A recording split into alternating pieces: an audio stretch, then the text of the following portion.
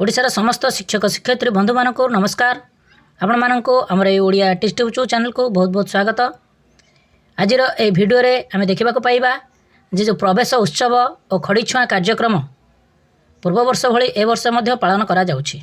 तो सही पालन अवसर रे आपण मानकर डे वाइज कौन वर्क रोचे तो सही वर्क उपर आम आलोचना करवा कौन कौन कार्यक्रम आपण मानक करबा पई पड़िबो पिला मानक पई आपण माने की प्रकार एक्टिविटी करिवे आपण मानकर स्कूल को किपरि साजसजा करेंगे ताहा उपरे ए भिडियोटी अच्छी। भिडियो को स्टार्ट करने पूर्व आपण मानक रिक्वेस्ट आपण आम चैनल को सब्सक्राइब करूँ भिडियो बहुत मात्रा लाइक और शेयर करूँ आपणकर भल पाइबा आमर एकांत काम्य।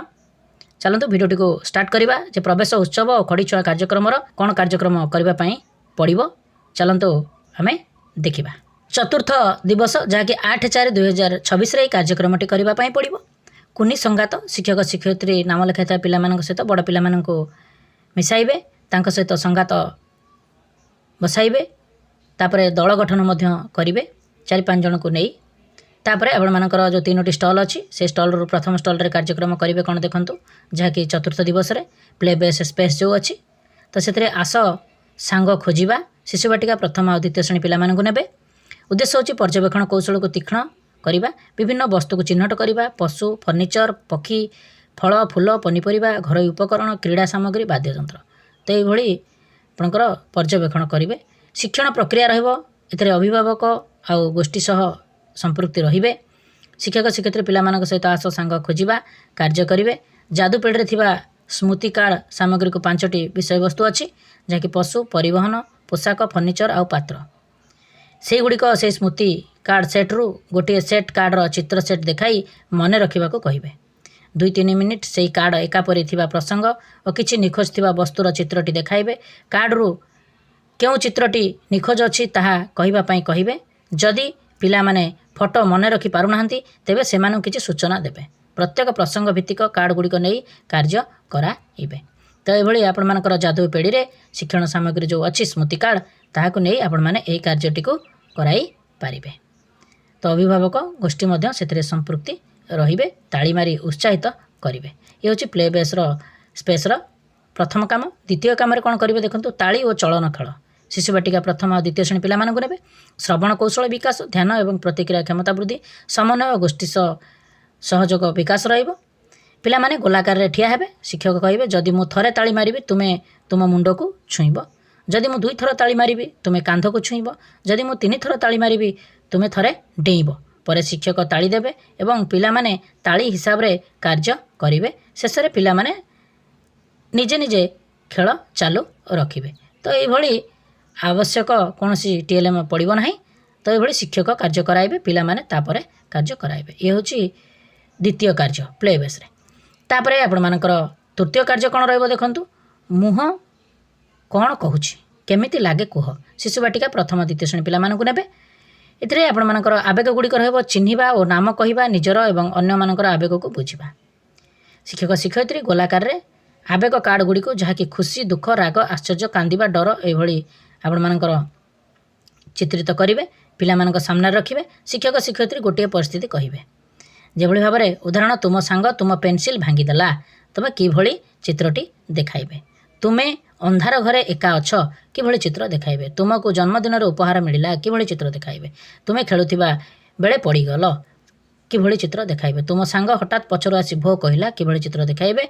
तुमे तुम प्रिय खेलना पाइल एभली चित्र ताहाको भाबी पिला माने सेही परिस्थिति ठीक अनुसार आवेग कार्ड को उठाइबे। किछि पिला सेही आवेग को मुह अभिनय करी मध्य देखाई पारिबे। तो ये कार्डबोर्ड किंबा कागज प्रस्तुत होता गोलाकार आवेग कार्ड आपण माने खुशी दुख रागिबा आश्चर्य कांदिबा डरिबा ए सबू प्रस्तुति करने पड़ो टीएलएम निजे आइसक्रीम काठी किंबा जेकोसी काठी मध्यम।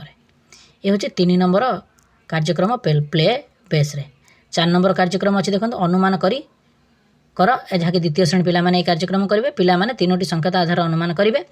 शिक्षक पिला मानक 3टी सूचना देवे। उदाहरण मु पाचिले हलदिया देखा जाए मु गोटे फल मु गरम दिने बेसी मिले आंब एभली प्रश्न पचारे उत्तर मध्य पिला माने कहिबे तांको सहयोग करिवे। मोर 4टी गोड़ मु क्षीर दिए मो ना गरे आरंभ जेभली भाव गाई आ गध मो भितर लाल ऊपर सबुज मो भितर छोट छोट कला मंजी थाए मु गोटे फल तो ये तरबुज मु उड़ी पारे मु गछरे बसा करी रुहे मोर 2टी ଗୋଡ଼ ଉତ୍ତର ଚଢ଼େଇ। ମୁଁ ତୁମ ପାଟି ଭିତରେ ଥାଏ, ମୋ ରଙ୍ଗ ଧଳା, ଖାଇଲା ବେଳେ ମୋ କାମରେ ଆସେ, ଉତ୍ତର ହେଉଛି ଦାନ୍ତ।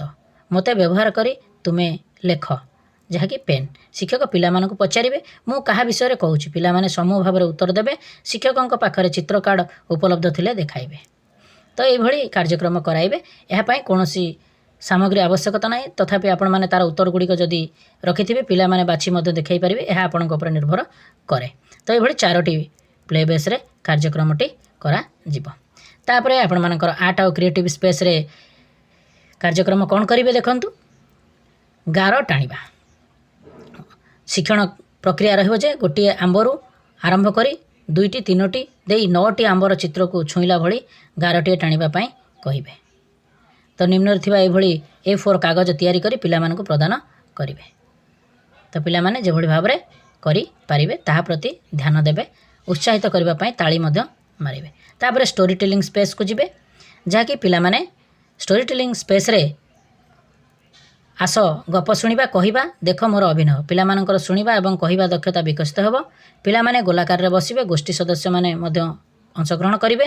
ଖୋଲା ସ୍ଥାନ କିମ୍ବା ଶ୍ରେଣୀଗୃହ, ମ୍ୟାଟ୍, ହାତ କଣ୍ଢେଇ, ଯାଦୁପେଟିରେ ଥିବା ଠେକୁଆ ଏବଂ କଇଁଛ ଯୋଡ଼ି, ମାଙ୍କଡ଼ ଓ କୁମ୍ଭୀର ଯୋଡ଼ି, ମୂଷା ଏବଂ ସିଂହ ଯୋଡ଼ି, ଏସବୁ ଜିନିଷର ଆପଣମାନେ ପ୍ରୟୋଗ କରିପାରିବେ।